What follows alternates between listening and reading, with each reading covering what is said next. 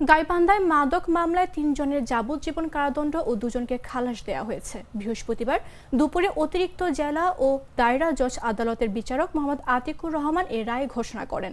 রায় ঘোষণার সময় দণ্ডপ্রাপ্ত আসামিরা আদালতে উপস্থিত ছিলেন। পরে তাদের আদালতের নির্দেশে জেলা কারাগারে পাঠানো হয়।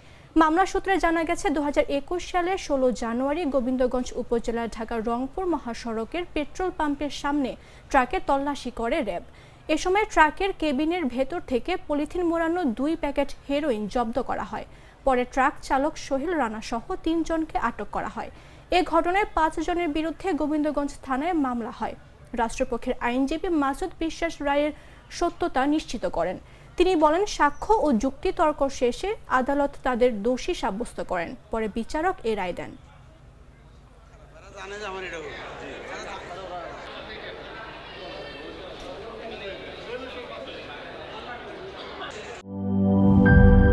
সিল্কোর সিল্ক অ্যান্ড শাইন, যাতে আছে আর্গান অয়েল ও ওট প্রোটিনের গুডনেস, যা আপনার চুলকে রাখে হেলদি অ্যান্ড শাইনিং।